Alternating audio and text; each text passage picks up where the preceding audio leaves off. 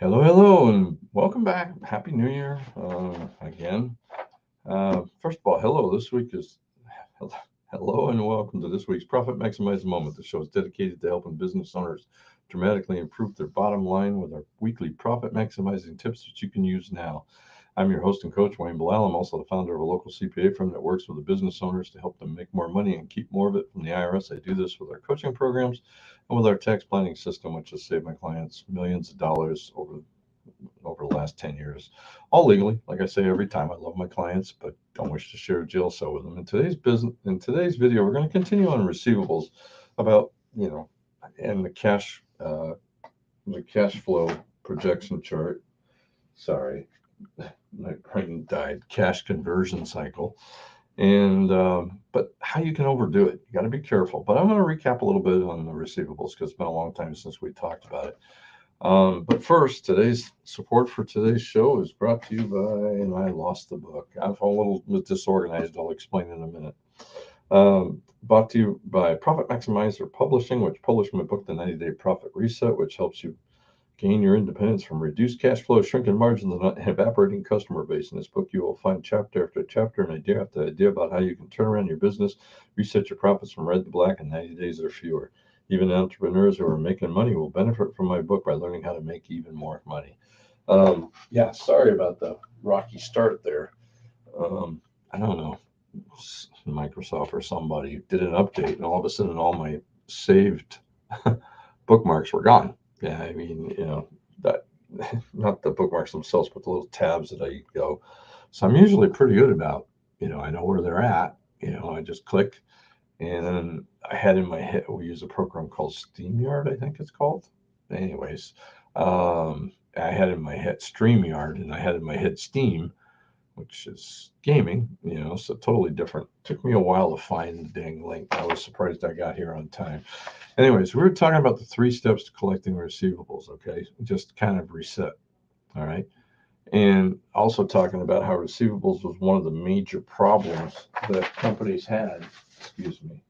So the time I usually get to organize so that I don't look like this was spent trying to remember where the heck to go to record this. Anyways, receivables, we were talking about the cash conversion cycle. One of the quickest ways to make your money move faster so that you have more money available and can do more work is through making sure you collect receivables.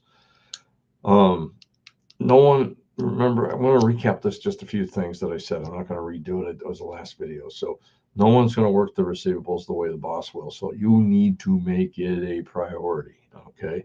Remember, step 1, you must make collection receivables one of your priorities. That means you schedule it. You put it on the schedule. You make sure it's on other people's schedule. 2, you establish a system for collecting past due receivables. Automate as much of it as possible.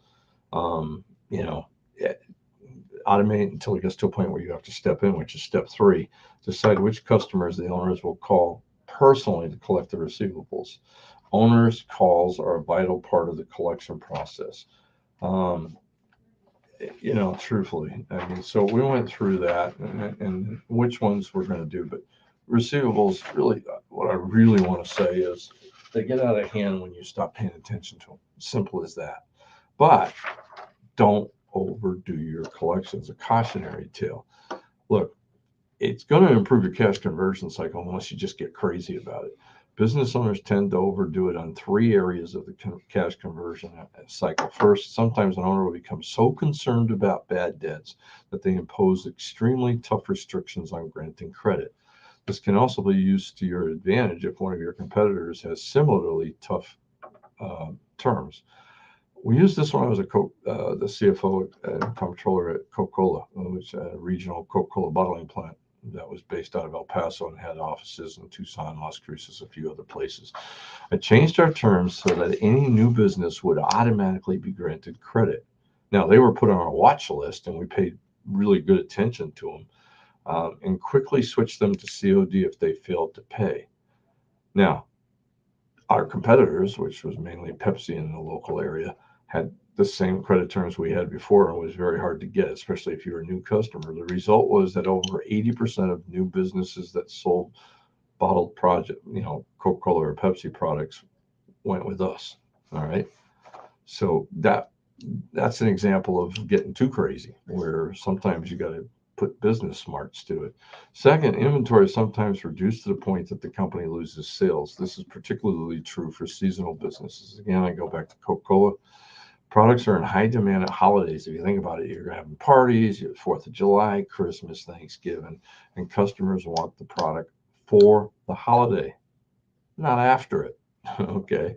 We had a production manager at Coca-Cola who was told to keep inventories at predetermined levels. Normally, these levels were sufficient, but during the holidays, it was common for stores to run out of our products. Customer would buy whatever was available. Obviously, they're having a party, so they're going to buy what's available. But that sale isn't recovered later; it's lost forever. So make sure you adjust. And really, that was fixed with a very simple thing of having the sales department work with the production department and the warehousing and make sure that the products were there available. Again, most of these things are solved just by actually talking to each other. Novel idea, huh? Third, the business owner continually delays paying vendors and operating expenses. Taken to its extreme, this approach can result in a loss of prompt payment discounts, bad credit, and quite often higher prices. So, I've seen it truthfully in bad times. If they're having trouble collecting, but if you're one of the ones that pays on time, you're going to get priority. And that's just human nature. Same with me. If you're one of those that I hand you a bill, you hand me a check, you're priority. We don't do that as much. So truthfully, I need Erica, don't I? Truthfully, we try to do it in order. But if I have 2, 3 people call at the same time, the one that's the best pay is going to go first. Sorry.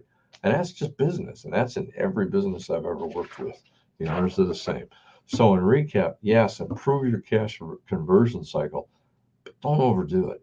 Remember, pigs get fat, hogs get slaughtered. Don't be a hog. Use common sense to optimize your cash conversion cycles, in particular in these 3 areas: setting credit terms, how much inventory you have, and how to pay your bills. Hey, sorry about the confusion that started this one. Usually have a chance to take a breath, but by the time I figured out where I was supposed to be, it was already a few minutes late, so I just jumped on. So, hey, have a good year. God bless. Go to church and have a great weekend. And we'll see you next week. Until then, let's make this our most profitable year ever. Thank you very much. Have a good one.